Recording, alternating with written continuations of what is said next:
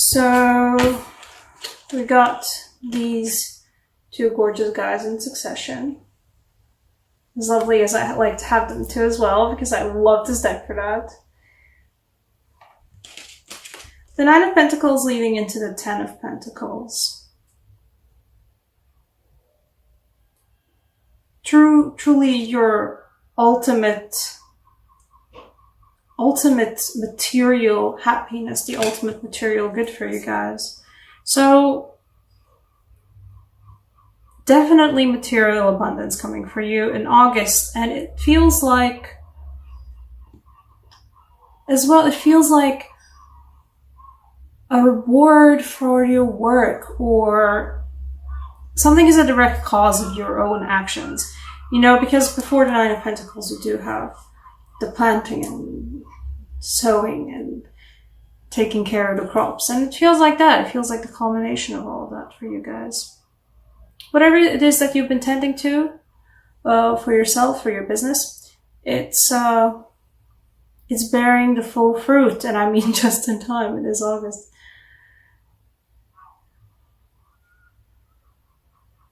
It's the year of the wheel pronunciation for the celebration that I don't know how to pronounce, and so I will refrain from doing that. In the meantime, though, there is a lot of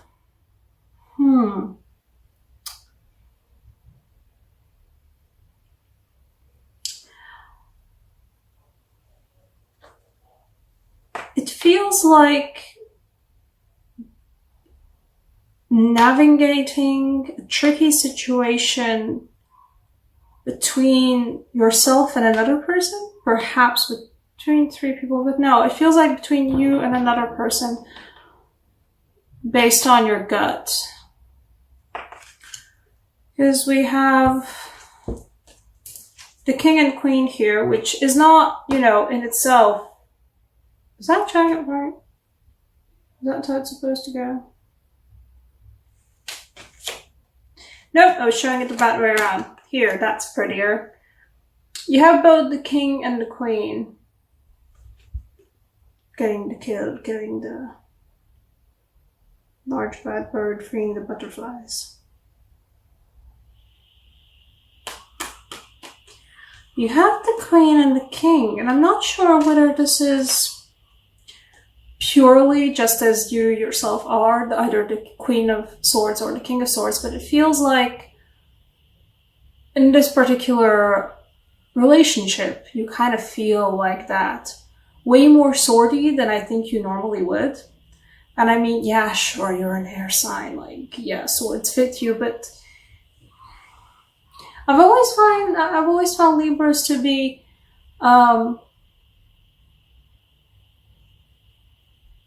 not nearly as acute and, let's say, even cruel about their swords or air or the cutting aspect of it as I'd say a lot of Aquariuses are, and I'm just speaking as an Aquarius myself.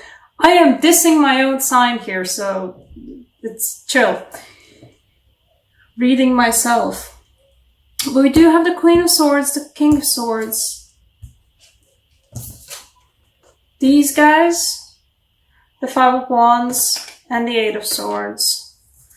And then at the very end, this is the last card I pulled out, the only major arcana that I have for you this month so far. The High Priestess. It feels like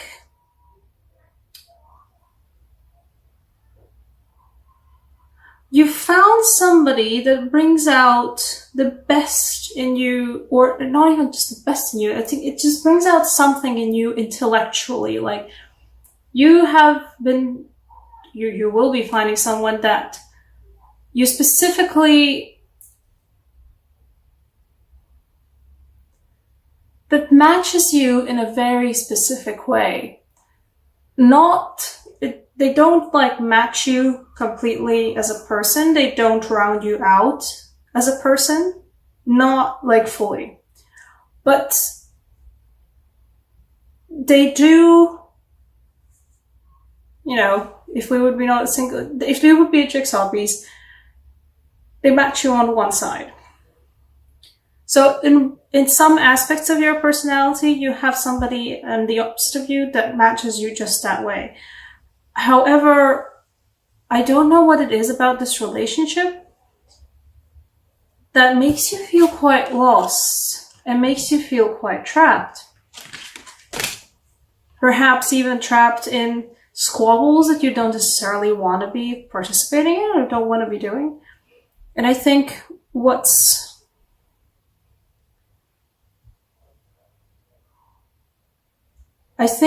August will be making you do is becoming the high priestess. Perhaps juggling a bit as well with this. Figuring out what the ins and outs of this relationship. Figuring out why does the person that you are matching with in this way, why do they prompt such a reaction from you in the very specific way that they do prompt a reaction from you? And possibly it is connected. This is supposed to be the bread and the butter, family walking off into the distance card. But I don't see it though. If it is connected though, I think for some of you, this might be connected in that way where you have the marriage, for example, you have the marriage date set. The dates are hashed out. You have everything set. But you're feeling like this. You're feeling unsure. You're feeling out of your blue. What are my words today? Sorry about that, guys. I think I might need a coffee. Or not. Out of your blue. Perhaps some of you needed to hear that. It feels like some of you were thinking, oh, this is my match. This is like, they're the king to my queen, or they're the queen to my king, or they're whatever royalty or whatever your royalty, but like, they're my match, and you're actually gonna be like, yeah, let's go, let's do that match. And now when everything's actually set to happen, I wouldn't say something has changed, but there's a different view on your relationship that you might be having, that the other person might be having. And suddenly there's the 5 of Wands, and suddenly you don't know where you're at anymore. Perhaps you're even feeling slightly trapped by the situation. Perhaps you're feeling trapped by the relationship. For whatever reason, you feel like you can't leave. You can't end it. Whatever, guys, your specific relationship situation is with this, because this is a relationship situation, even if it is a work relationship situation, if this is somebody you've been partnered with, the only way you're going to be able to navigate through this is by using your actual gut, is by actually tuning into your intuition, is by focusing on what's happening here and all around you. But like, don't look with your eyes, look with your gut feeling. Look with your gut feeling. I hope you get what I mean.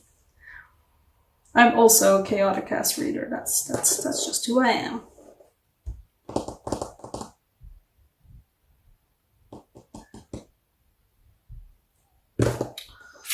Okay. What's gonna get the clarifier?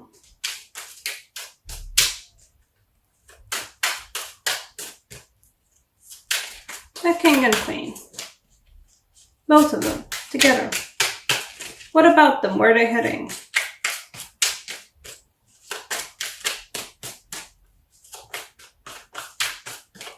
Is there a rhyme or reason to my particular reading style? No!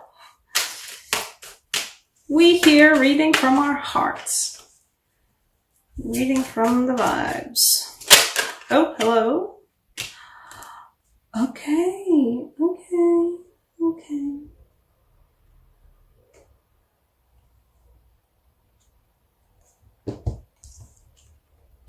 We got the Six of Pentacles. For any of you tarot readers out there, this might hold a personal meaning for you in the context of the rest of these cards, but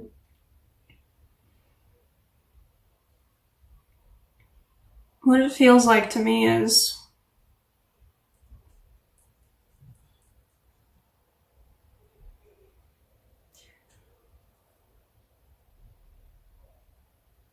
the fact that they might be giving something to you that you're not willing to accept. Don't discount that as being a leash over you or as a control mechanism. Sorry, I'm gonna cough now. Oh, jeez. Sorry about that, guys. My throat's shot.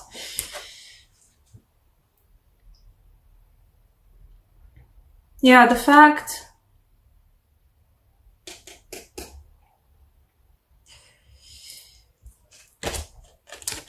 If somebody is giving you something or showing you charity in a way that you are not prepared to accept, just because you have your own inhibitions and ideas about how you should be doing with money and how you have been doing with money, and or whatever kind of somebody offering you connections, opportunities, ways to move forward, investments.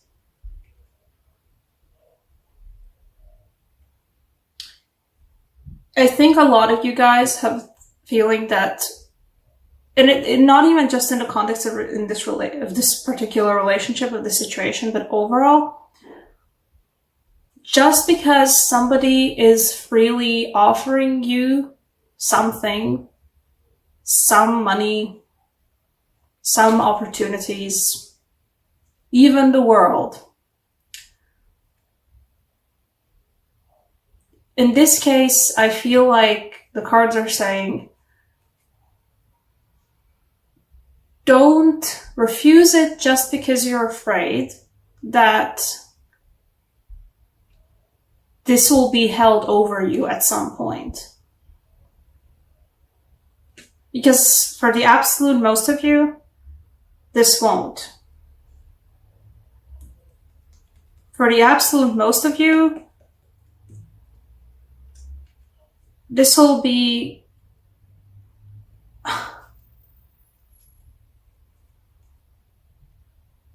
mostly a learning moment, to be honest. I'm not saying, not discounting the fact, because like Six of Pentacles is still nice, like yay, Six of Pentacles. No, that's also nice, but I feel like for a lot of you guys, this will be a learning moment in just accepting, letting yourself accept help, letting yourself accept even just gifts or casual kindness from others, or not even just casual kindness, but just like, I think you're a really cool person and I would like to give you this opportunity, or I would like to buy you this thing, or here's a gift outside of like any typical gift giving holidays. Here's just a gift. I think you would like this thing. It's okay to accept. It's good to accept. Learn to accept these things. I feel like otherwise, if you don't get this feels like one of those lessons. I'm not saying like, lesson from the universe. If you don't learn it, then, get fucked. No. This feels like if you take a moment, for yourself and figure this out and make like sure that you're okay with this, and then, take this lesson to heart. Afterwards, I feel like in September, October, later, this will make a bigger gift easier to accept. It feels like there's something bigger, a bigger Six of Pentacles happening later after this, where learn to accept just small things now, because afterwards there will be something bigger coming, and boy, it'd be great that you by then have already thought, you know what, it's okay to just accept other people's offers to me, other people's gifts to me. What do I want to take for your oracle card? No, I was thinking about them before, so I'm going to take them now. So, Angelarium, Oracle of Emanation.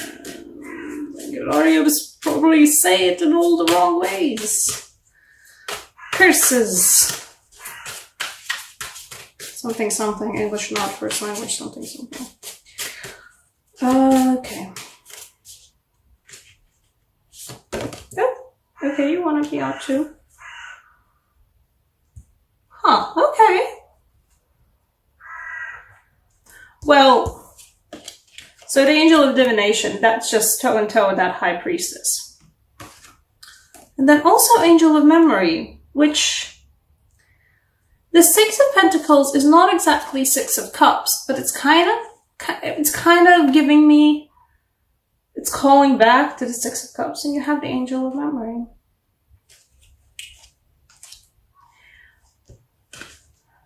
Okay. For a very specific lot of you, or just one very specific person, this is a childhood friend that, for whatever reason, you have either ended up put together in the world again, or you've just been together with consistently. And whatever kind of relationship you've been engaging recently, you've been close. But it feels like for most of you, this childhood friend has, or just childhood acquaintance, or whatever it is. But at some point in their life, they matched you. And now they're back. And now they're also in a position of power. And now they're just offering you a gift, or giving you an opportunity, or just, you know, you're a cool person and from my childhood, and here, have this cool thing. Don't be jaded about it, you know. Don't be jaded about it. You don't need this. Like, you can have this, or who wants, you can have this. It's you can have it all. Just don't be jaded about whatever is offered to you. And, you know, push comes to shove, High Priestess, Angel of Divination it.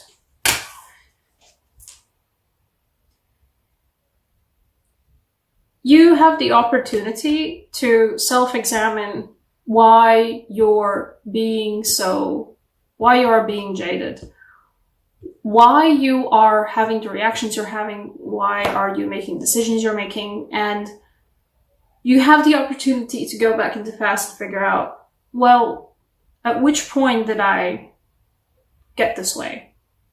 Or what made me get this way? And just like the chill opportunity from the universe. It's okay to, you know, put your hands out and have somebody put something into them. You don't have to have that thing where everything you achieve in your life is by your own two hands. It's like, it's got your name stamped on it. Nobody else has contributed anything. It's good to be able to be independent and to be self-dependent and to be completely self-sustainable, and like, nobody ever needs to help you. Nobody, nobody like needs to be involved in your successes or whatever. No, it's all yours. It's all yours. It's not necessary. Humans are naturally social creatures, and unless society is royally messed up, that just gets shown. Like, people want to help you. Other people, like, people want to help each other. And whatever their little clique is family, friends, acquaintances, just childhood friends that you found very cool when you were kids together, and now like you have an opportunity for them and you're just like, hey, childhood friends, I think this would be a good match for you. Yes, I won't start with don't. Just take a chance to examine how you got where you have gotten in your attitudes towards receiving help, receiving gifts. And just once you have found where you come from, you can break free from that. And you can accept things. You can accept gifts and you can accept help. And that will only ever benefit you in the long run, being able to accept help when you need it.